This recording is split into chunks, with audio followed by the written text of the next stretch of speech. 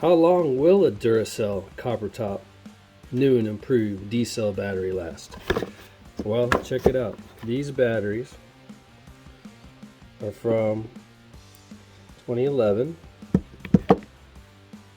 and 2012. So it is now 2026. It's almost March of 2026. Now what we need to do is see how long these things are gonna last.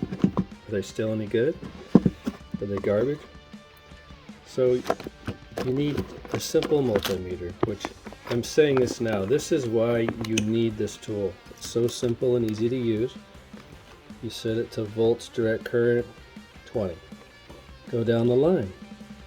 First battery, oh, 0.85. It says right on the side it's a 1.5 volt battery. So that one's bad.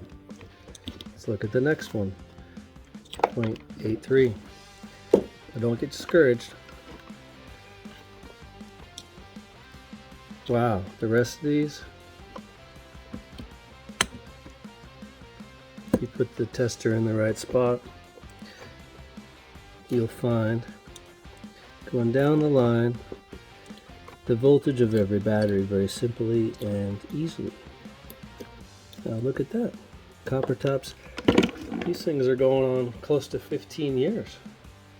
So my point is that these two batteries are the bad ones. You mix these in, say the power's out, you need some D cells for your old ass flashlight, put those in, it's gonna ruin the performance of these otherwise good batteries.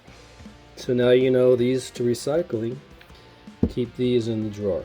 I'm cleaning drawers today and I thought, you know what, I want to find out. So thanks for watching, get yourself a multimeter.